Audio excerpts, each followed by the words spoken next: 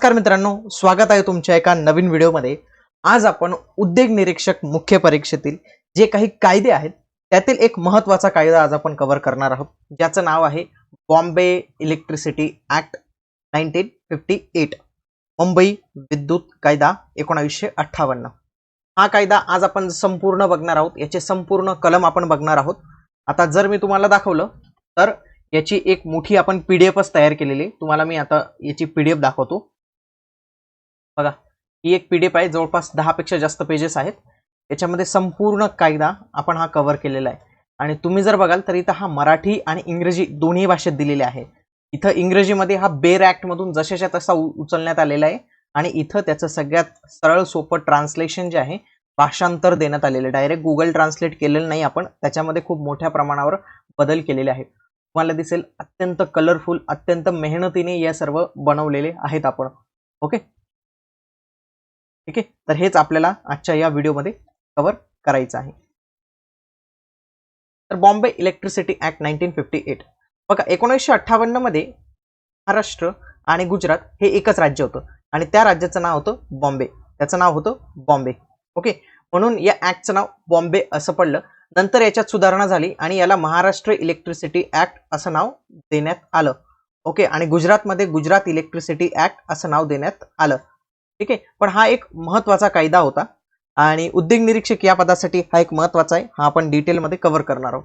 सर्वात आधी इलेक्ट्रिसिटी जो आहे ना, हा एक समवर्ती सूचीतील विषय आहे। ओके, समवर्ती, ज्याला कॉन्करंट लिस्ट पण म्हणतात, म्हणजे असा विषय की ज्याच्यावर केंद्र आणि राज्य हे दोन्ही कायदे बनू शकतात। परंतु राज्याचा सर्वात जास्त हिस्सा कशामध्ये असतो माहिती आहे का? डिस्ट्रीब्युशन मध्ये। केंद्र आहे ना, डिस्ट्रीब्युशन मध्ये इंटरफेअर नाही करत। इलेक्ट्रिसिटीमध्ये 3 पद्धतीचे जे आहे ना, तर ते डिवायडेशन केले जातात। एक असतं जनरेशन, ट्रान्समिशन आणि डिस्ट्रीब्युशन, अशा 3 कंपन्या असतात। जनरली जे सेंट्रल गव्हर्नमेंट आहे ना, तर ते जनरेशन मध्ये इंटरफेअर करत असते, म्हणजे जनरेशनचे त्यांचे कारखाने असतात आणि डिस्ट्रीब्युशन मध्ये सर्वात जास्त रोल जो असतो तो राज्यांचा असतो। म्हणजे हे सांगण्याचा उद्देश हेच होता की या कायद्याद्वारे आपल्याला काय जाणून घ्यायचंय की राज्य सरकारची या इलेक्ट्रिसिटी ऍक्ट मागील काय भूमिका आहे ते आपण जाणून घेणार आहोत। सर्वात आधी याला राज्यपालाची संमती देण्यात आली 6 मे 1958। त्याच्यानंतर ऑफिशियल गॅजेटेड मध्ये सर्वप्रथम 9 मे 1958 ला प्रसिद्ध करण्यात आलं। आता या गॅजेटेडची तारीख आणि हे पण विचारलं जाऊ शकतं। सगळ्यात महत्त्वाचं आहे की याच्यात किती कलम आहेत, तर याच्यात 15 कलम आहेत, 15 भाग आहेत, 15 सेक्शन आहेत। तुम्ही असं काही नाव देऊ शकतात, आयोग काही नाव देऊ शकतो, ऑफिशियली त्याचं नाव आहे सेक्शन। 15 सेक्शन आहेत। ओके, 15 सेक्शन आहेत। आता जर तुम्ही इथं जर काउंट केलं ना, तर तुम्ही म्हणाल की सर 15 नाही आहेत, हे तर 15 पेक्षा जास्त दिसतात। की जसं जर तुम्ही हे काउंट केलं 4A 5A 7A 7B 8A, तर तुम्हाला दिसेल हे जवळपास 5 एक्स्ट्रा आहेत, जे 20 कलम तुम्हाला दिसतील। पण असं आहे ना, असं नाही मोजत आपण, म्हणजे संविधानात सुद्धा आपण काय बोलतो की एवढेच कलम आहेत। आता जे एक्स्ट्रा ऍड झालेले आहेत ना, तर त्यांना आपण काउंट करतो। पण जर असं विचारलं की किती कलम आहेत, तर एकूण 15 कलम आहेत, एवढी तुम्हाला लक्षात ठेवायची आहे। हे जे 4A 5A 7A 7B 8A हे काय आहेत, नंतरच्या घटना दुरुस्तीने ऍड झालेले आहेत। ओके, जेव्हा जेव्हा या कायद्यात दुरुस्ती झाली त्याच्यानंतर या ऍड झालेल्या आहेत, मूळ कायद्यात या गोष्टी नव्हत्या। ठीक आहे, मूळ कायद्यात या गोष्टी नव्हत्या, म्हणून प्रश्न आला की किती कलम आहेत याच्यात, तर लक्षात ठेवायचं 15 जे आहे याचं उत्तर असणार आहे। पहिलं कलम काय सांगतात, आता बघा 1 ते 15 सर्व कलम आपण बघून घेऊया, कारण की कलमांवर जे आहे ना, सिंपल जोड्या लावा टाईप सुद्धा प्रश्न येऊ शकतो। एकीकडे कलम देऊ शकतात आणि एकीकडे त्यांच्या तरतुदी देऊ शकतात।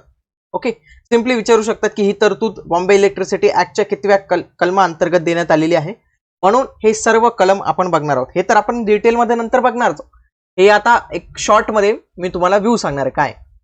कलम 1 मध्ये ना, short title, extent and commitment, म्हणजे संक्षिप्त शीर्षक, त्याची व्याप्ती आणि प्रारंभ, म्हणजे कमिटमेंट म्हणजे काय की त्याची सुरुवात कुठून होईल। म्हणजे एखादी गोष्ट दिली असेल की ठीक आहे की जे आहे इलेक्ट्रिसिटीवर जे आहे 2 रुपये युनिट प्रमाणे पैसे लागतील, पण हे कधीपासून सुरू होईल, तर याची तारीख म्हणजे कमिटमेंट सुद्धा इथं देण्यात येणार आहे। व्याप्ती म्हणजे की कुठपर्यंत व्याप्ती, म्हणजे महाराष्ट्राच्या विदर्भापर्यंतच आहे की संपूर्ण महाराष्ट्र आहे की फक्त पश्चिम महाराष्ट्र पर्यंत आहे। ओके, पुढे काही गोष्टींच्या डेफिनेशन देण्यात आलेले आहे। ओके, म्हणजे ही डेफिनेशन काय, ठीक आहे। पुढचं आहे duty on units of electricity consume, वापरलेल्या ऊर्जेच्या युनिटावरील शुल्क किती असेल याच्याविषयी गायडन्स करणार। पेमेंट ऑफ इलेक्ट्रिसिटी ड्युटी, वीज शुल्क कसं भरायचं याच्या संबंधित 4 आहे। 4A काय आहे, reference for decision to authority question as to part or clause of the schedule under which any consumption of energy false.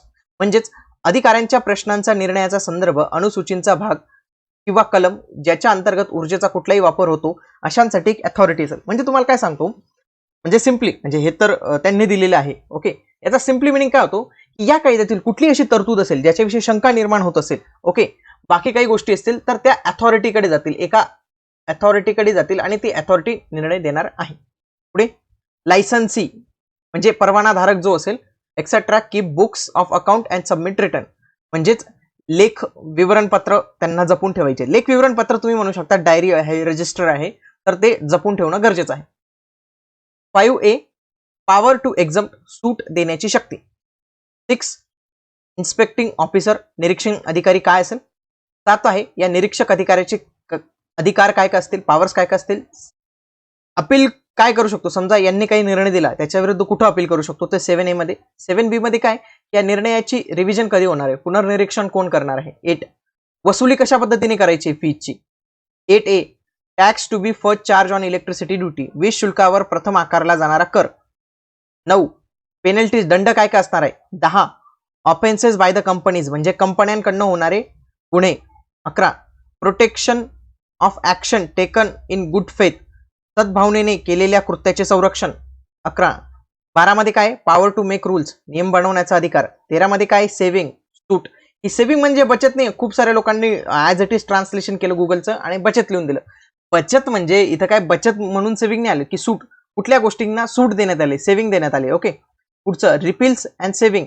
Repeal म्हणजे काय, रद्द. ओके, त्याला मराठीमध्ये आणखी एक शब्द येतो निरसन, आणि सेव्हिंग म्हणजे सूट. आणि पुढचं अनुषंगिक म्हणजे तुम्ही म्हणू शकता शेवटचा पार्ट. तर हे आहेत 15. हे ना, हे तुमचं व्यवस्थित पाठ असलं गरजेचं आहे. याच्यावर तुम्ही सगळ्यात जास्त रिव्हिजन करायची आहे. ओके, हे जरी तुमचं थोडं लक्षात आलं ना तरी तुमचा हा ऍक्ट व्यवस्थित लक्षात राहणार आहे. ठीक आहे, आता आपण पुढे जाऊया. थोडंसं टायटल देण्यात आलेलं आहे.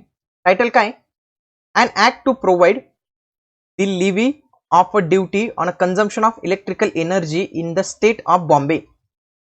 मुंबई राज्यात विद्युत ऊर्जेच्या वापरावर शुल्क आकारण्याची तरतूद करणारा कायदा.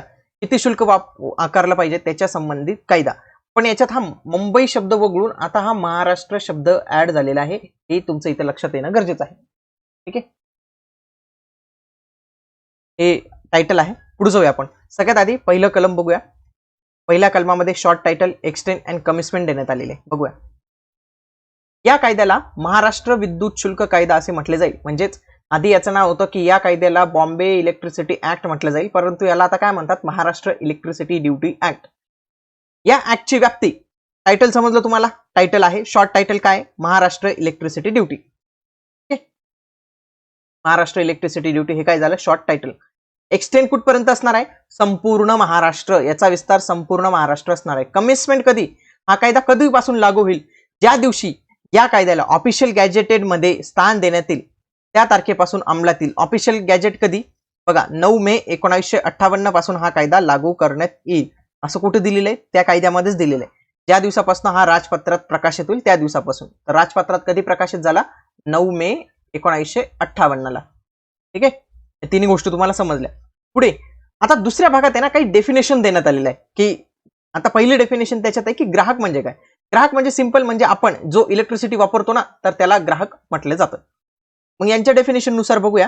कंझ्युमर मीन्स एनी पर्सन, म्हणजे कुठलाही व्यक्ती हु इज सप्लाय विथ एनर्जी, ज्याला विजेचा पुरवठा केला जात असेल on the payment of charges, काहीतरी शुल्काच्या बदल्यात त्याला इलेक्ट्रिसिटी प्रोव्हाइड केली जात असेल, otherwise by a licensee or by any other person who generates energy but does not include a licensee to whom energy is supplied by the state electricity board constituent under the section 5 of the electricity act 1948. एवढं काही लक्षात ठेवायची गरज नाही. Okay, एवढं काही विचारत नाही. सिंपल असं लक्षात ठेवायचं, कुठलाही व्यक्ती की ज्याला एनर्जी दिली जाते आहे काहीतरी शुल्काच्या बदलेत, ओके, काहीतरी शुल्क भरल्यानंतर त्याला ऊर्जेचा पुरवठा केला जात असेल, अशा व्यक्तींना आपण ग्राहक म्हणणार आहोत. पुढे आता ऊर्जा म्हणजे काय, ऊर्जा म्हणजे सिंपल इलेक्ट्रिकल एनर्जी. ऊर्जा म्हणजे सिंपल इलेक्ट्रिकल एनर्जी. आता या ऊर्जेचा वेगवेगळा अर्थ पण होऊ शकतो ना, केमिकल एनर्जी, असू शकते, वेगवेगळ्या एनर्जीज असू शकतात. तर त्याच्यामुळे स्पष्ट करण्यात आलेलं आहे की कुठली एनर्जी, तर ही आहे इलेक्ट्रिकल एनर्जी, विद्युत ऊर्जा असेल. पुढे लायसन्सी म्हणजे काय, परवानाधारक म्हणजे काय असणार आहे बघा. Licensee means any persons licence under the part 2 of the Indian electricity act 1910, म्हणजे 1910 मध्ये आलेल्या कायद्याच्या दुसऱ्या भागाप्रमाणे असा कुठलाही व्यक्ती ज्याच्याकडे काहीतरी परवाना प्राप्त असलेल्या व्यक्तीला आपण परवानाधारक म्हणणार आहोत, म्हणजे लायसन्सी व्यक्ती म्हणणार आहोत. Okay. To supply energy and include any person who is obtain the sanction of the state government under the section 18 of that act, म्हणजे या ऍक्टच्या सेक्शन 28 अंतर्गत in a business of supplying energy and state electricity board constituent under section 5 of the electricity act 1948. म्हणजे काय, परवानाधारक म्हणजे अशी व्यक्ती की जिला भारतीय विद्युत कायदा 1910च्या भाग 2 अंतर्गत ऊर्जा पुरवठा करण्यासाठी परवाना प्राप्त झालेला आहे. त्याला परवाना प्राप्त झालेला आहे कुठल्या कायद्याअंतर्गत, इथं स्पष्ट म्हणण्यात आलेलं आहे की 1910च्या कायद्याअंतर्गत. तुम्हाला कन्फ्युज करण्यासाठी 1948चा करू शकतात. ठीक आहे. तर 1910च्या कायद्याअंतर्गत अशा परवानाधारक व्यक्ती की जी ऊर्जेचा पुरवठा करत आहे, तर त्याला लायसन्सी असं आपण म्हणणार आहोत. प्रिस्क्राइब म्हणजे काय, निर्धारित, विहित केलेले. पुढे जाऊया आपण. पुढची डेफिनेशन आहे न्यू इंडस्ट्रियल अंडरटेकिंग. तर न्यू इंडस्ट्रियल अंडरटेकिंग म्हणजे नवीन औद्योगिक उपक्रम, याची डेफिनेशन देण्यात आलेली आहे. म्हणजे असं आता याच्यासाठी 3 क्रायटेरिया ठरवणार. हा पहिला क्रायटेरिया, दुसरा क्रायटेरिया आणि एक तिसरा क्रायटेरिया पुढच्या पेजवर आहे. पहिला क्रायटेरिया काय सांगतो, म्हणजे न्यू इंडस्ट्रियल अंडरटेकिंग कोणाला म्हणायचं, which is not form by splitting up or reconstruction of business already in existing, म्हणजे आधीच अस्तित्वात असलेल्या बिझनेस पासून, विभाजनापासून तयार झालेला नसावा किंवा पुनर्बांधणीपासून तयार झालेला नसावा, रिकन्स्ट्रक्शन पासून तयार झालेला नसावा, किंवा तो ट्रान्सफर बिझनेस नसावा, म्हणजे ए कडे होता, ए ने बी ला ट्रान्सफर केला, तसं पण नसावं. ठीक आहे. पुढे तिसरं त्यांचं काय म्हणणं आहे की Bombay electricity duty amendment act 1962 ला सुरू झाल्यानंतर किंवा त्यानंतर किंवा अशा सुरू होण्यापूर्वी लगेच 5 वर्षाच्या कालावधीत कोणत्याही वेळी प्रथमच वस्तूचे उत्पादन करण्यास सुरुवात करते, अशांना आपण न्यू इंडस्ट्रियल अंडरटेकिंग म्हणणार आहोत. म्हणजे 1962 मध्ये जेव्हा हा कायदा तयार झाला त्याच्यापासून सलग 5 वर्षांपर्यंत अशी कुठलीही इंडस्ट्री की जिने आपलं प्रथमच आर्टिकल तयार केलं आहे. आर्टिकल म्हणजे वस्तू. ओके. इथं आर्टिकल म्हणजे वस्तू, प्रोड्युसेस आर्टिकल म्हणजेच वस्तू किंवा गुड्स म्हणू शकतात, अशी कुठली इंडस्ट्री करत असेल तर त्याला या न्यू इंडस्ट्रियल अंडरटेकिंगची डेफिनेशन मध्ये कन्सिडर केलं जाणार आहे. आता या डेफिनेशन मध्ये का कन्सिडर केले जाणार आहे, कारण की त्यांना काहीतरी बेनिफिट्स भेटणार आहेत. ठीक आहे. पुढचं कलम 3 बघूया. Duty on units of electricity consume, वापरलेल्या ऊर्जेच्या युनिटावरील शुल्क. There shall be levied and paid, म्हणजे त्यांच्यावर इम्पोज होईल आणि पेड करावं लागेल त्यांना. ओके. या कायद्याच्या अनुसूचीमध्ये नमूद केलेल्या दरानुसार वापरल्या जाणाऱ्या ऊर्जेच्या युनिटवर राज्य सरकारकडून शुल्क आकारले जाईल व ते दिले जाईल. ओके. म्हणजे राज्य सरकारला तुम्हाला द्यावं लागेल. ठीक आहे. स्टेट गव्हर्नमेंट काय करेल, काहीतरी ठरवेल की 2 रुपये युनिट आहे, तर समजा तुमचं 200 रुपये बिल आलं, तर 200 रुपये बिल हे लिव्हिड झालं, म्हणजे तुमच्यावर इम्पोज केलं गेलं. आता हे इम्पोज पण स्टेट गव्हर्नमेंट करणार आहे. ओके. आणि तुम्हाला पे पण स्टेट गव्हर्नमेंटला करायचा आहे. ठीक आहे. याच्यासाठी जो काही रेट असेल ना, तर तो रेट या कायद्याच्या शेड्यूल मध्ये मेन्शन केलेला असेल. ठीक आहे. शेड्यूल म्हणजे काय असते, लास्टला एक लिस्ट असते, त्या लिस्ट मध्ये मेन्शन केलेला असेल. आता याच कलमामधील दुसरा पार्ट बघूया. त्याच्यामध्ये दिले की खालील दिलेल्या बाबींमध्ये वापरलेल्या ऊर्जेच्या युनिटवर विद्युत शुल्क आकारले जाणार नाही. काही बाबतीत जे आहे ना, तर ते विद्युत शुल्क आकारले जाणार नाही. अशा कुठल्या कुठल्या बाबी आहेत. पहिलं, गव्हर्नमेंट ऑफ महाराष्ट्र, महाराष्ट्र शासनाने वापरलेल्या जी काही ऊर्जा असेल रेसिडेन्शियल पर्पजसाठी, तर त्याच्यासाठी कुठल्याही पद्धतीचं विद्युत शुल्क लागणार नाही. त्याच्यानंतर जे काही म्युन्सिपॅलिटीज असतील, त्याच्यानंतर म्युन्सिपल कमिटी असतील, टाउन कमिटी असतील, कॅन्टोन्मेंट एरिया असेल, जिल्हा परिषद असेल, विलेज पंचायत असेल, अशा सर्वांना जे आहे याच्यापासून सुटका दिली जाणार आहे. यांच्यावर विद्युत शुल्क आकारले जाणार नाही. त्यांच्यानंतर ट्रॉम्पने, आता ते बॉम्बेमध्ये ना आधी ट्रॉम्प चालायची. ओके. ठीक आहे. तर त्याच्यासाठी ऊर्जा ती एक, म्हणजे असं समजू शकता एक ट्रान्सपोर्टेशनचं वाहन होतं, ते चालायचं, तर त्याने वापरलेल्या ऊर्जेवर सुद्धा शुल्क वापरलं जाणार आहे. पुढे आहे ट्रॉम्प वे झालं. त्याच्यानंतर स्टॅट्युटरी युनिव्हर्सिटी म्हणजे विद्यापीठ किंवा त्यांच्याशी संबंधित संस्थेने चालवलेले शिक्षण, प्रशिक्षण, संशोधन यांच्याशी वापरलेली ऊर्जा यांच्यावर काही शुल्क नसणार आहे. नोंदणीकृत धर्मदाय संस्था, चॅरिटेबल ट्रस्ट, विद्याविषयक तांत्रिक शिक्षण, आणि प्रशिक्षण देणाऱ्या शाळा महाविद्यालयाच्या प्रयोजनार्थ वापरलेली ऊर्जा यांच्यावर कुठलं शुल्क नसणार आहे. पुढचं, वाहने जलयाने यांच्या उपयोगिताकरता पुरवठा करण्याकरता कोणत्याही व्यक्तीकडून ऊर्जेची निर्मिती करण्यात आली असेल तेव्हा वापरलेली ऊर्जा त्याच्यावर बंधनकारक नसेल. Means where the energy generated by any person for the purpose of supplying if for the use of vehicle or vessel त्याच्यावर नसणार आहे. ठीक आहे. पुढचं, 100 वोल्टपेक्षा अधिक नसलेल्या वोल्टने ऊर्जेची निर्मिती करण्यात आली असेल तेव्हा शासनाने आदेशित केलेल्या अटींच्या किंवा कालावधींच्या अधीन राहून औद्योगिक व कृषी प्रयोजनार्थ वापरलेली ऊर्जा. म्हणजे शासनाने असं सांगितलं की कृषीसाठी आपण ही वीज मोफत करत आहोत तर त्याच्यासाठी असू शकतं किंवा इंडस्ट्रियल पर्पजसाठी काहीतरी करू शकतं की या MIDC मध्ये काही सुविधा देत आहोत. म्हणजे इथं कोण करू शकतं, इथं स्टेट गव्हर्नमेंट करू शकते. लक्षात ठेवा वर्ड काय आलेला आहे, स्टेट गव्हर्नमेंट करणार आहे. पुढचं, स्टेट गव्हर्नमेंट आयदर प्रोस्पेक्टिव्हली आणि रिट्रोस्पेक्टिव्हली दोन शब्द असतात. याला म्हणायचं फ्युचर आणि याला म्हणायचं पास्ट. म्हणजे काय की राज्य शासन पुढील संभाव्य म्हणजे पुढील गोष्टींसाठी, म्हणजे समजा आज जर तारीख बघितली, समजा आज 4 तारीख आहे, ओके, 4/6/2022, तर याच्या पुढची तारीखपासून म्हणजे प्रोस्पेक्टिव्हली म्हणजे संभाव्य आणि याच्या मागच्या तारखेपासून जेव्हा काही गोष्ट लागू होते त्याला म्हणतात रेट्रोस्पेक्टिव्हली. ठीक आहे. म्हणजे ही एक कट ऑफ डेट असेल आणि या कट ऑफ डेटच्या आधी किंवा नंतरचं. नंतर म्हटलं तर हे प्रोस्पेक्टिव्हली आणि रेट्रोस्पेक्टिव्हली म्हणजे त्याचं मागचं. ठीक आहे, समजलं. मग राज्य सरकार असं कुठलंही संभाव्य आणि पूर्वलक्षीपणे काहीतरी गोष्टी लागू करू शकते किंवा त्यांना वगळू शकते विद्युत शुल्कापासून. असं कुठलं, तर महाराष्ट्रातील कुठलंही क्षेत्र किंवा त्याचा कुठलाही भाग.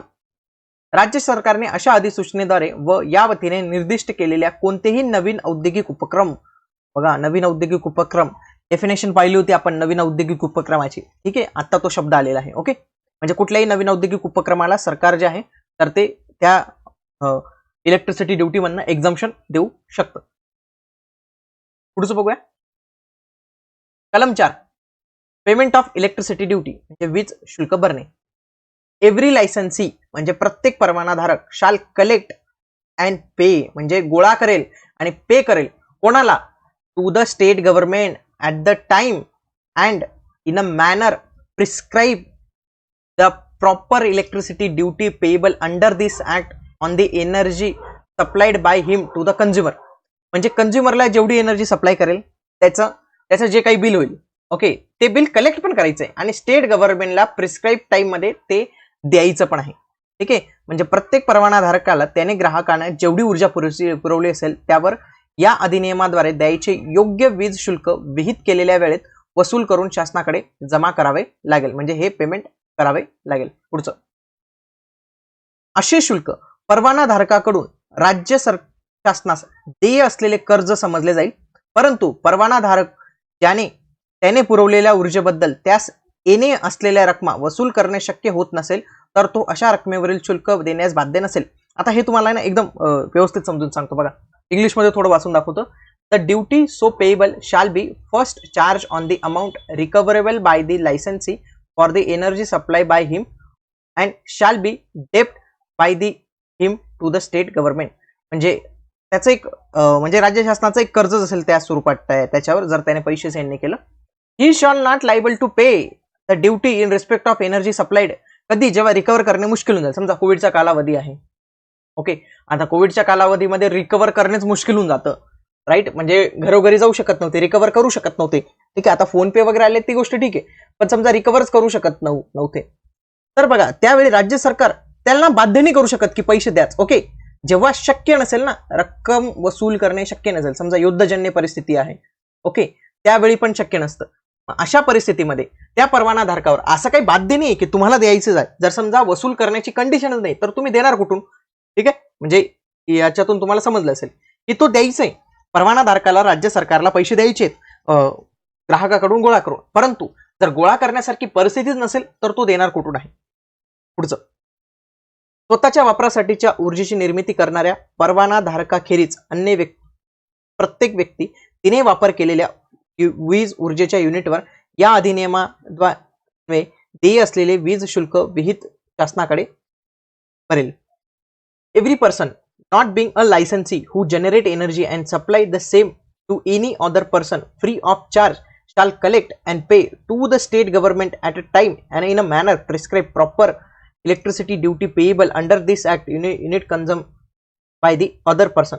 म्हणजे कुठलाही व्यक्ती की ज्याने स्वतःच्या वापरासाठी सुद्धा एनर्जी तयार केली असेल परवाना धारका व्यतिरिक्त तर त्याला वीज याच्यावर शुल्क देणं गरजेचं आहे. ठीक आहे.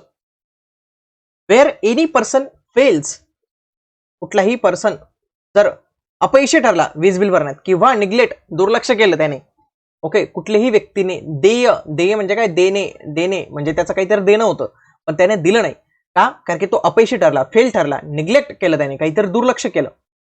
At a time in a manner prescribe the amount of electricity duty by the licensee or case may be person supplying energy free of charge may without prejudice to the right of the state government to recover the amount. आता बघा हे थोडंसं व्यवस्थित पद्धतीने लक्षात घ्या कारण की याच्यावर प्रश्न विचारला जाणार आहे. हा एक महत्त्वाची गोष्ट आहे, ही तुम्हाला दैनंदिन जीवनात सुद्धा कामात येणारी गोष्ट आहे.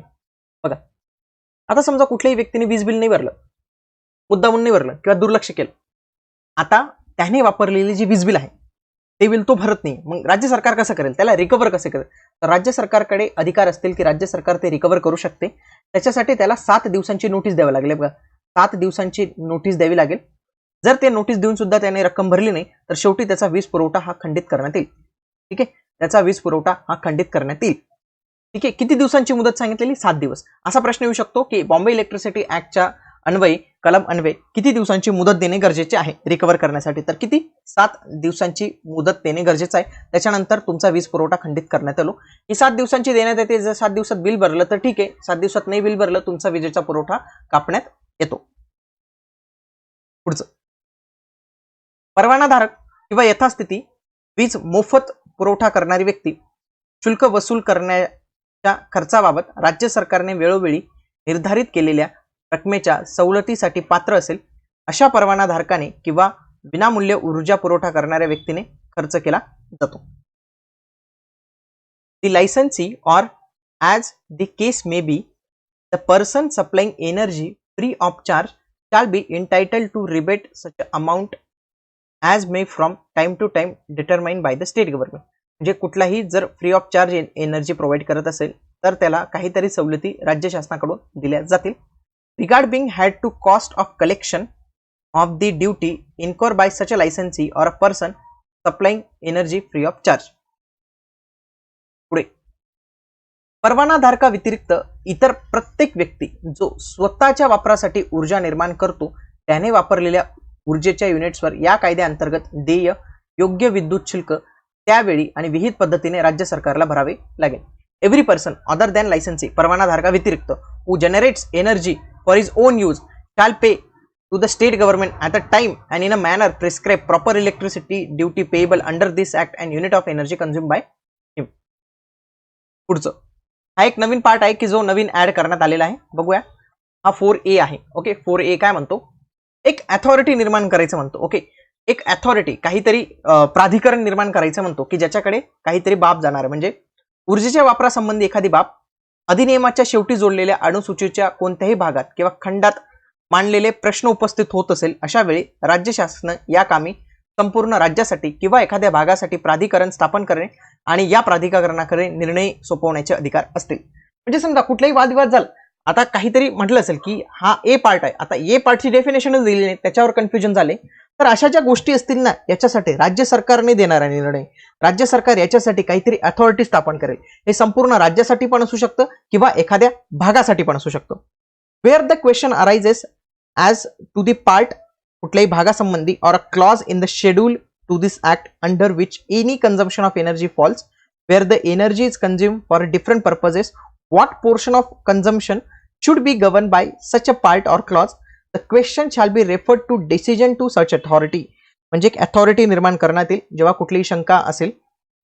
As the state government by the notification, म्हणजे एका ऑफिशियल गॅजेटेड नोटिफिकेशनने अशी अथॉरिटी निर्माण करण्यात येईल काही छोट्या भागासाठी किंवा or any part of the state. The authority after such inquiry as it deems to fit shall record a decision. त्याने इन्क्वायरी केल्यानंतर ही अथॉरिटी जी आहे ना काहीतरी निर्णय देणार आहे. पुढे, the decision recorded by the authority, समजा अथॉरिटीने काहीतरी डिसिजन दिला. समजा ए व्यक्ती आणि इलेक्ट्रिसिटी बोर्ड मध्ये काहीतरी भांडणं झाले, यांनी काहीतरी खूप मोठंच बिल लावून दिलं 15,000. ओके, समजा या अथॉरिटीकडे काही गेलं, काही शंका गेली, काही केस गेली, ठीक आहे. आता या अथॉरिटीने रूल दिला की ठीक आहे, तुम्हाला जे आहे ना 30,000 भरायचे आहेत. आता ते 15,000 ने 30,000 भरायचे आहेत. ए व्यक्तीला डिसिजन दिला. आता हा डिसिजन दिला, shall subject to any appeal under the section 7A or revision under the section of 7B by the state government and the order the state government in a such a appeal revision may be final. म्हणजेच काय, समजा उदाहरण देऊन सांगतो, असं काही समजणार नाही. पोट कलम 1 अन्वये वरील प्राधिकरणाने दिलेल्या निर्णयाविरुद्ध राज्य सरकारकडे अपील केले नाही तर प्राधिकरणाचा निर्णय अंतिम समजण्यात येईल. ए आहे व्यक्ती आणि हा आहे इलेक्ट्रिसिटी बोर्ड. तुमचा इलेक्ट्रिसिटी बोर्डने सांगितलं की तुम्हाला 15,000 आलेला आहे आणि तुम्हाला माहिती आहे की तुमचं बिल फक्त 1500 येतं, तो 0 एक्स्ट्रा आलेला आहे. आता समजा या अथॉरिटीकडे तुम्ही गेले आणि अथॉरिटीने सांगितलं की हो बरोबर आहे, 1500 रुपये आहे. आता हे सेटल झालं, याने एक निर्णय दिला. आता या निर्णयाच्या विरुद्ध तुम्ही राज्य शासनाकडे अपील करू शकतात, महाराष्ट्र राज्य शासनाकडे अपील करू शकतात. पण समजा तुम्ही ती अपील केली नाही तर याच प्राधिकरणाचा निर्णय हा अंतिम समजण्यात येईल. याच प्राधिकरणाचा निर्णय अंतिम समजण्यात येईल आणि त्याच्यावर कारवाई होईल. ठीक आहे, पुढचं वया कलम 5 बघूया. कलम 5 मध्ये काय सांगितलेलं आहे की बुक ऑफ अकाउंट मेंटेन करणं गरजेचं आहे. बुक ऑफ अकाउंट महत्वाचं. बुक ऑफ अकाउंट म्हणजे काय, तुम्ही जर कंपनी वगैरे असाल, म्हणजे जर एक्सेल शीट असेल तर एक्सेल शीट मेंटेन ठेवणं गरजेचं आहे. इथं काही रजिस्टर असेल ते मेंटेन ठेवणं गरजेचं आहे. म्हणजे प्रत्येक परवानाधारक व्यक्ती किंवा जो परवानाधारक नसेल पण, जो every person not being a licensee, जो परवानाधारक नसेल पण तरी त्याला हिशोबाची पुस्तकं ठेवावे लागतील आणि ती राज्य सरकारकडे सुपूर्त करावी लागतील किंवा राज्य सरकारने विहित केलेल्या अधिकाऱ्यांकडे ती सुपूर्त करावी लागतील. ठीक आहे, म्हणजे काय की त्याला एक रजिस्टर बनवावं लागेल आणि ते रजिस्टर ते राज्य सरकार किंवा विहित अधिकारी यांना द्यावं लागणार आहे. कोणाला, जे लायसन्सी असतील, जे परवानाधारक असतील किंवा जे परवानाधारक नसतील पण आणि जे विजेचा पुरवठा करतायत त्यांना पण द्यावं लागेल. आता या रजिस्टरमध्ये काय काय असेल, ह्या रजिस्टरमध्ये काय काय गोष्टी नमूद कराव्या लागतील त्याला. पहिले तर त्याला दाखवावं लागेल की किती एनर्जी युनिट कंझ्युम झाले. समजा इथं तो असं कॉलम करेल की हा ए कस्टमर याचं नाव असेल, आता त्याने एका महिन्याला किती कंझ्युम केली तर 50 युनिट कंझ्युम केली. ठीक आहे, त्याच्यानंतर याचं किती अमाऊंट आहे, जर समजा 200 रुपये अमाऊंट असेल, ठीक आहे, आणि किती रिकवर झालं, किती पेड झालं. समजा याने 200चे 200 केले पेड, समजा याने 100च पेड केले किंवा पेड केले नाही, अनपेड आहे, तर असे गोष्टी मेन्शन ठेवणं गरजेचं. कुठल्या कुठल्या गोष्टी इथं दिलेल्या आहेत बघा. युनिट ऑफ एनर्जी म्हणजे किती युनिट वापरलेली आहे, या युनिटचं किती टोटल बिल होत आहे, हे बिल स्पेंड केलेलं आहे का नाही ते सर्व लक्ष. ठीक आहे, किती रक्कम वसूल करायची ते सुद्धा याच्यात असेल. त्याच्यानंतर 5A पॉवर टू एक्झम, सूट देण्याची शक्ती. राज्य सरकार लागू करू शकणाऱ्या अशा अटींच्या दृष्टीने अधीन राहून सार्वजनिक हिताच्या दृष्टीने आवश्यक वाटत असेल तर अधिकृत राजपत्रात अधिसूचना जारी करू शकते. ठीक आहे, मग हा अधिसूचना कोणत्याही महाराष्ट्र राज्याच्या संपूर्ण भागात असेल किंवा कुठल्याही भागात असू शकतो. सिंपली याचा अर्थ काय समजा, आता बघा कोविड नंतर काय झालं की विजेचं बिल भरण्यास शेतकऱ्यांना प्रॉब्लेम येत होता, त्यांच्याकडे पैसे नव्हते. तर सरकार काय करू शकतं, सरकार या कलमाचा अंतर्गत वापर करून 5A चा वापर करून सरकार काय सांगेल की सार्वजनिक हिताच्या दृष्टीने सध्या शेतकरी राजा बिल भरू शकत नाही, म्हणून त्याचे सर्व जे बिल आहे आम्ही माफ करतो, किंवा असं म्हणू शकतो की 50% माफ करतो, 25% माफ करतो. ओके, असं ते म्हणू शकतात. इथे काय म्हटलेले की एखाद संपूर्ण किंवा कुठल्याही भागाच्या देयकापासून, ठीक आहे, म्हणजे स्पेसिफाईड लिमिट पर्यंत करू शकतात. ठीक आहे, payment of whole or any part of the electricity duty, म्हणजे पूर्ण किंवा काही पार्ट जो आहे तो इलेक्ट्रिसिटी ड्युटीचा, तर ते एक्झाम करू शकतात. फक्त याच्यासाठी ना ऑफिशियल गॅजेट मध्ये तुम्हाला ते प्रसिद्ध करावं लागणार आहे. पब्लिक इंटरेस्ट काय आहे, पब्लिक इंटरेस्ट सार्वजनिक हिताच्या दृष्टीने महत्वाचं असल्यास हे कोण देतं, 5A अंतर्गत राज्य शासनाला ही ताकद दिलेली आहे. कोणाला, राज्य शासनाला. राज्य विधिमंडळाला आहे का नाही असा प्रश्न येऊ शकतो की ही ताकद कोणाला आहे, राज्य विधिमंडळ, राज्यपाल, मंत्रिमंडळ, तर नाही, ही राज्य सरकारला आहे. ओके, स्टेट गव्हर्नमेंटला आहे. पुढे आता हे महत्वाचं आहे. कलम 6 आता असं होऊ शकतं की इन्स्पेक्टिंग अधिकारी कोणत्या कलमांतर्गत मेन्शन करण्यात आलेला आहे, तर कलम 6 अंतर्गत ते मेन्शन करण्यात आलेलं आहे, निरीक्षण अधिकारी. राज्य सरकार अधिकृत राजपत्रातील अधिसूचनेद्वारे या कायद्याच्या उद्देशासाठी निरीक्षक होण्यासाठी विहित पात्रता असलेल्या व्यक्तीला योग्य वाटेल त्या व्यक्तीची नियुक्ती करेल. राज्य सरकार काय करेल, आपल्या ऑफिशियल गॅजेट थ्रू एका व्यक्तीची नियुक्ती करेल की जो इन्स्पेक्टर आहे. आता राज्य सरकारच त्याच्या क्वालिफिकेशन जे आहे तर ते प्रिस्क्राईब करणार आहे. पुढे भारतीय दंड संहितेच्या कलम 21च्या अर्थानुसार प्रत्येक निरीक्षकाला सार्वजनिक सेवक समजले जाईल. म्हणजे काय की हा सरकारचा जवळ असेल एका प्रकारे, म्हणजे हा सरकारचा एक भाग असेल.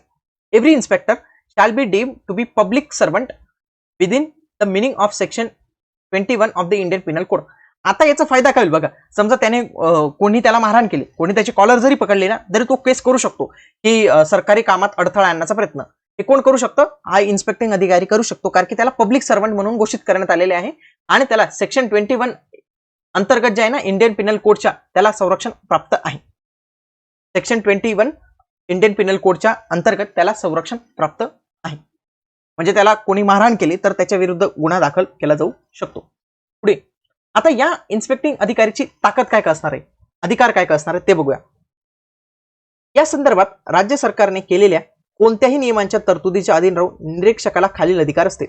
निरीक्षकाला कोणकोणते अधिकार असतील ते मेन्शन करण्यात आले. पहिलं, एक, कायद्याअंतर्गत आकारण्यायोग्य वीज शुल्काची रक्कम निश्चित करण्याकरता किंवा पडताळणीसाठी आवश्यक असलेली पुस्तके आणि नोंदींची तपासणी करू शकतो.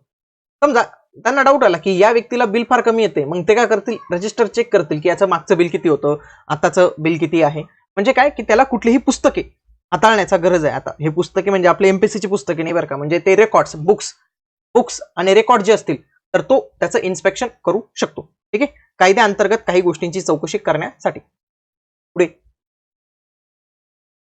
Enter and search any premises. काय आहे, कुठल्याही प्रिमाइसेस मध्ये जाऊ शकतो. समजा एखाद्याच्या घरात, आता आधी मी लहान होतो तर मला आठवतं की आधी जे आहे ना तर ते हीटर वगैरे चेक करण्यासाठी अधिकारी यायचे, डायरेक्ट घरात घुसायचे ते. तर त्यांना एंटर आणि search any premises where the energy is believe or supply to be purpose. म्हणजे जर कंझ्युम होत असेल, एनर्जी कंझ्युम होत असेल तर ते कुठल्याही आवारात शिरू शकतात, कोणाच्याही आवारात शिरू शकतात. ठीक आहे, समजलं त्यांना. पुढे याच्यामध्ये काही कंडिशन देण्यात पण, verifying the statement made in the books of account kept and return submitted under the section 5. म्हणजे काय, सिम्पली सांग, आता तुम्हाला बिल आलं फक्त 20 रुपये. आता ते चेक करायला जातील ना, आणि तुमच्या घरात असेल एसी असेल, फ्रीज असेल, वॉशिंग मशीन असेल, आता तुम्हाला 20 रुपये बिल कसं येणार आहे, मग हेच चेक करायसाठी ते जाऊ शकतात.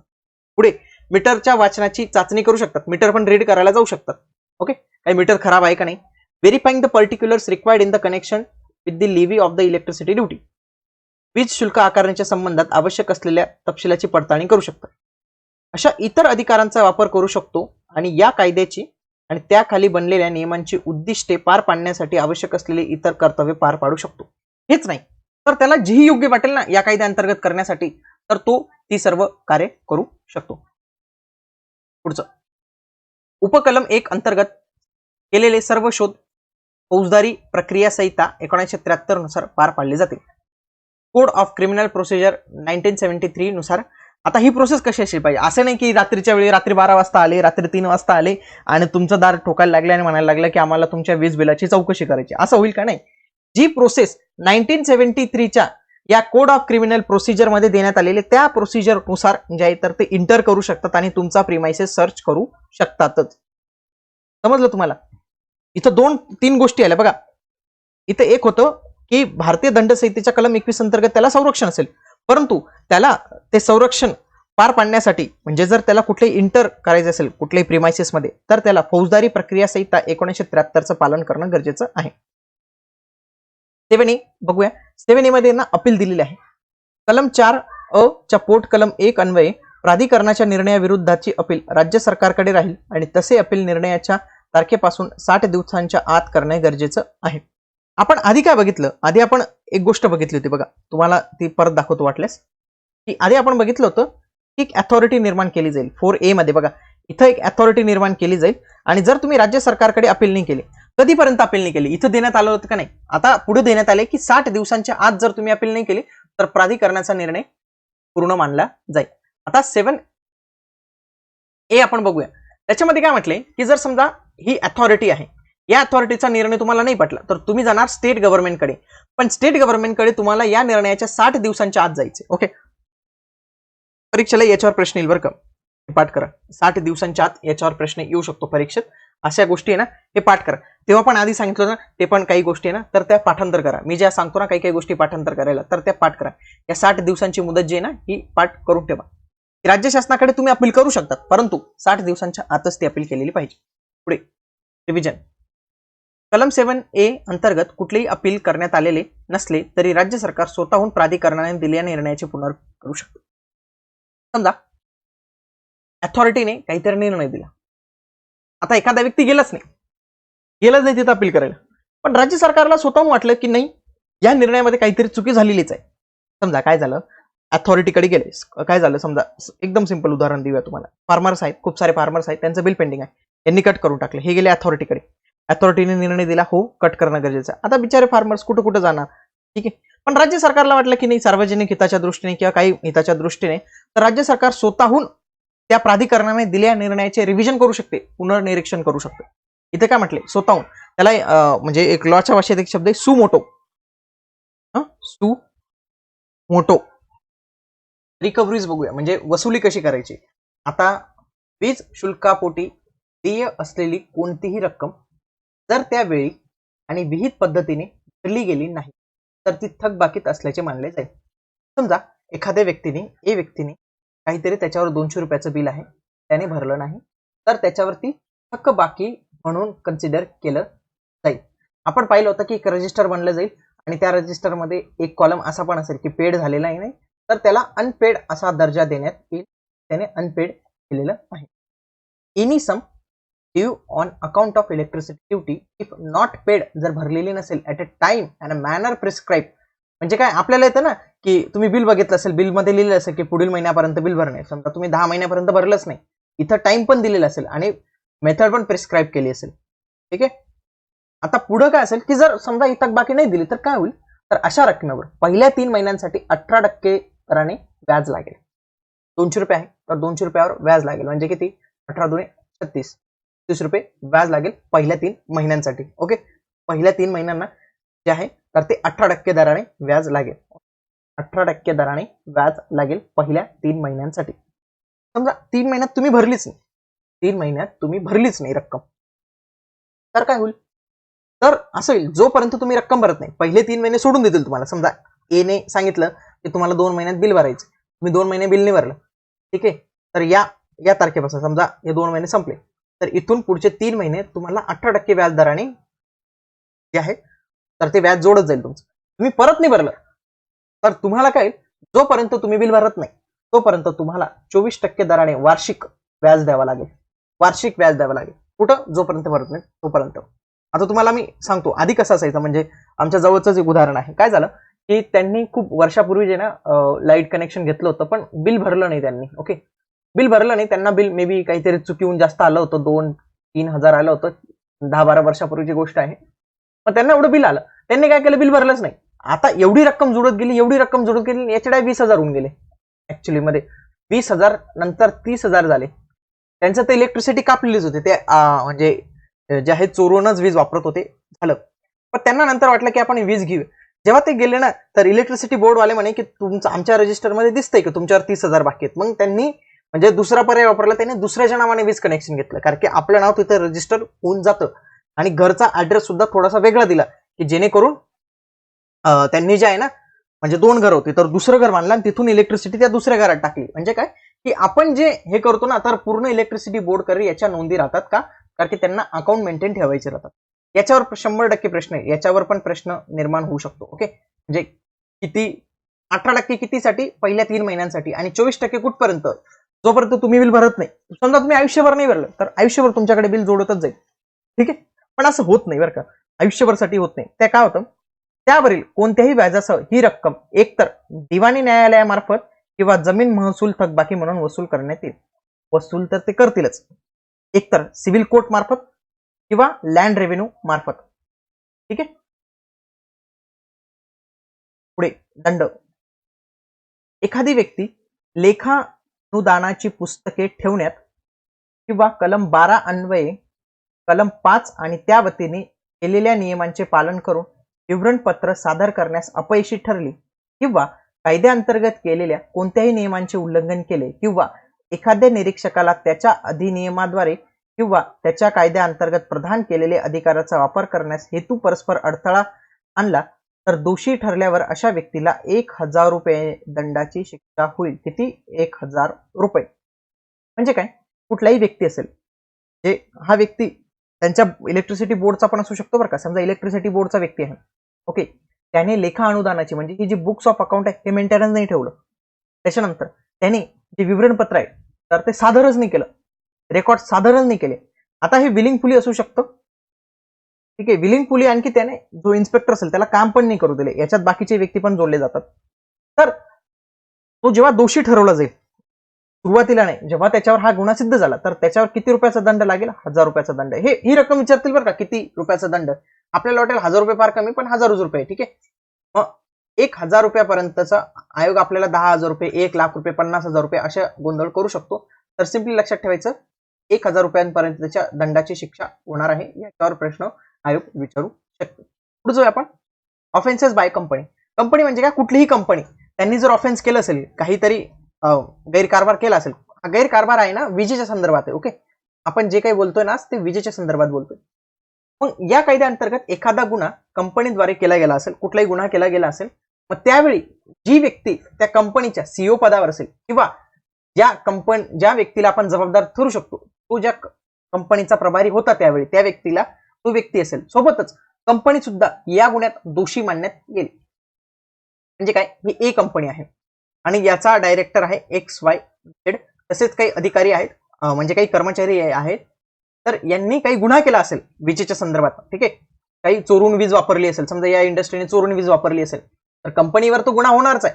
परंतु त्यावेळी जो त्या कंपनीचा प्रभारी असेल, असे सर्व पर्सन जे त्यावेळी रिस्पॉन्सिबल असतील for the conduct of the business of the company, तर त्यांना दोषी ठरवलं जाणार आहे आणि ॲज वेल एज कंपनीला सुद्धा दोषी ठरवलं जाणार आहे आणि त्यांच्यावर जे आहे तर ती शिक्षा लादण्यात येणार आहे. समजलं तुम्हाला?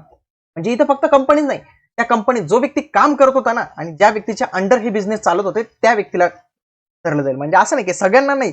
समजा एखादा इलेक्ट्रिसिटी बोर्ड जे इलेक्ट्रिसिटी डिपार्टमेंट असेल त्यांचं, तो हँडल करत असेल तर त्या व्यक्तीला धरलं जाणार आहे. पुढचं त्याला 11 काय सांगतं? Protection of the action taken in good faith, जे सद्भावनेने केलेले कार्य, जे सद्भावने काय विवेक बुद्धीने केलेलं कार्य, ते कार्य जे कायद्यात मेन्शन नाही पण ते तुम्ही स्वतःहून केलं, तर अशा काही कार्यांविषयी जे ना तुम्हाला कोणत्याही प्रकारचं सूट, प्रोसिक्युशन किंवा लिगल प्रोसिडिंग तुमच्याशिवाय होऊ शकत नाही. कुठलाही खटला, ठीक आहे, कुठलाही दावा, कुठलाही खटला, कुठलाही कायदेशीर कारवाई तुमच्यावर केली जाणार नाही जर तुम्ही हे गुड फेथ म्हणून केलेलं असेल अंडर दी ऍक्ट. म्हणजे या ऍक्टच्या अंमलबजावणीसाठी कुठलेही तुम्ही कार्य केलं असेल जे तिथं मेन्शन पण नाही आहे, गुड फेथ म्हणून केलेलं असेल, मग तुमच्या विरोधात कुठलाही खटला, दावा आणि इतर कायदेशीर कारवाई तुमच्या विरुद्ध करता येणार. थोडं लक्षात ठेवा.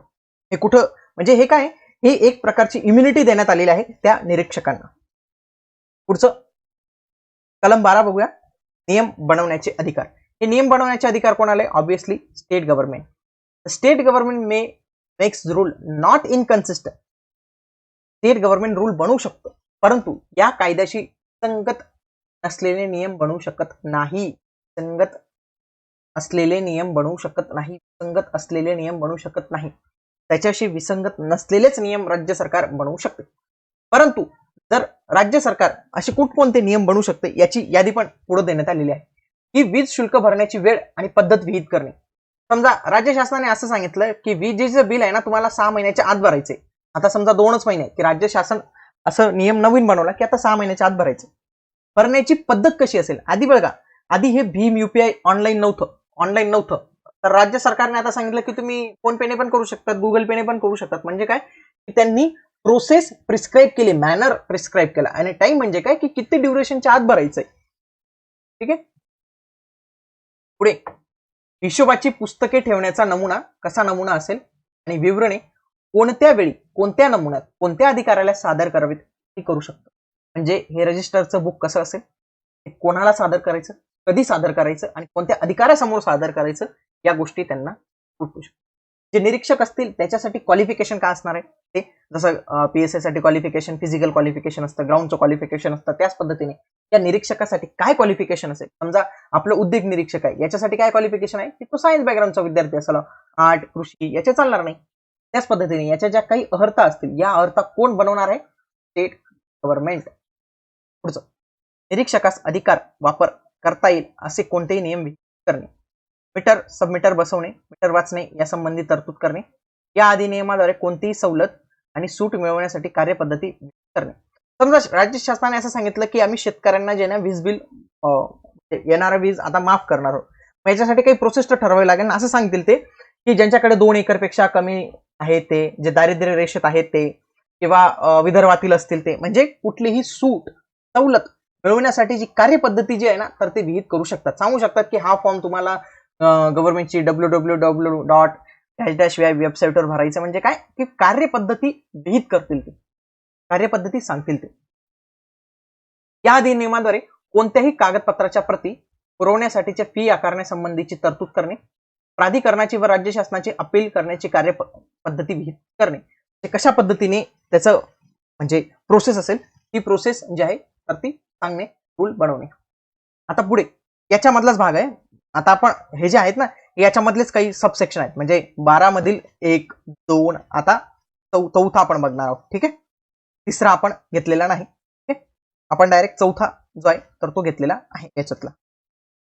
पुढे काय काय म्हणतो, या कलमा अंतर्गत प्रत्येक नियम तो बनवल्यानंतर शक्य तितक्या लवकर विधिमंडळाच्या प्रत्येक सभागृहासमोर एकूण 30 दिवसांच्या कालावधीसाठी ते अधिवेशन चालू असताना मांडले जाईल, जे एका अधिवेशनात समाविष्ट केले जाऊ शकते किंवा लागोपाठच्या 2 सत्रांमध्ये, आणि जर त्या अधिवेशनात मांडले गेले त्या अधिवेशनाची मुदत संपण्यापूर्वी व त्यानंतर लगेचच अधिवेशन सुरू झाल्यास दोन्ही सभागृहांनी नियमात फेरबदल करण्यास सहमती दर्शवली किंवा नियम करू नयेत असे दोन्ही सभागृहांनी मान्य केले, तर नियम अशा निर्णयाच्या अधिकृत राजपत्रात अधिसूचना प्रकाशित केल्याच्या तारखेपासून केवळ अशा सुधारित स्वरूपात लागू होईल किंवा कोणत्याही परिस्थितीत परिणाम होणार नाही. तथापि असे बदल, कोणतेही बदल किंवा रद्द करणे हे त्या नियमांतर्गत पूर्वी केलेल्या किंवा वगळण्यात आलेल्या कोणत्याही गोष्टीच्या वैधतेला पूर्वग्रह न ठेवता असेल.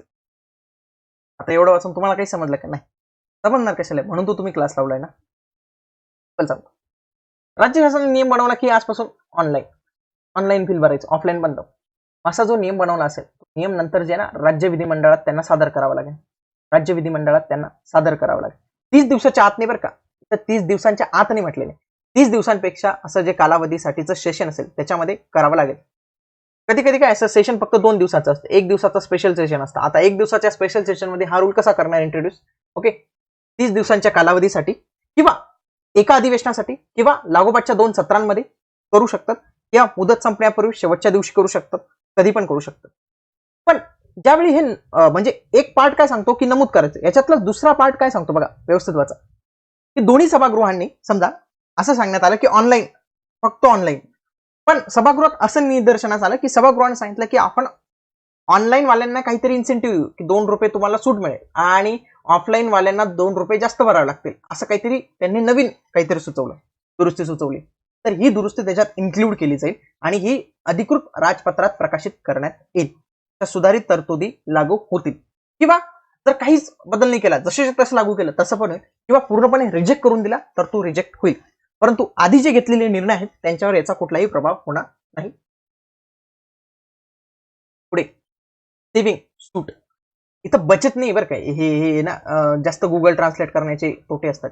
बचत नाही बरं का, सूट नाव आहे, ही सूट येईल इथं. शंका टाळण्याकरता याद्वारे असे घोषित करण्यात आले आहे की या कायद्यातील विजेच्या वापरावर किंवा विक्रीवर कर लादण्यासाठी किंवा अधिकृत करण्यासाठी काहीही घेतले जाणार नाही, जे याच्यावरून समजेल. For avoidance of the doubt, it is as a result of this declare that nothing of this act shall be taken to impose or authorise imposition of a taxes on the consumption or sale of electricity which is consumed by government of India or sold to the government of India for consumption by the government or consumed in the construction, maintenance, operation or any railway of the government of India or sold to that government for the consumption in the construction, maintenance, operation of any railway. म्हणजे काय, इथं काय ना tax लावण्यापासून सूट भेटणार आहे. इथं tax लावण्यापासून, विजेवर ना टॅक्सेस लावतात, टॅरिफ लावतात, तर हे टॅरिफ कोणावर नसणार आहे? भारत सरकारने वापरलेल्या ऊर्जेवर नसणार आहे. भारत सरकारला काही ऊर्जा वापरायला दिली तेव्हा, रेल्वेच्या मेंटेनन्स मध्ये ऊर्जा लागली तेव्हा त्याच्यावर टॅक्स नसणार आहे. बिल भरावं लागणार तुम्हाला, पण ते टॅक्स भरायची गरज नसणार आहे. हे कोणाला आहे? तर हे आधीच निदर्शित करून दिलेलं आहे. शंका टाळण्यासाठी म्हणजे काय की उद्या डाऊट नाही व्हायला पाहिजे की यांनी पण टॅक्स भरायचं का नाही, आधीच सांगण्यात आलेलं आहे.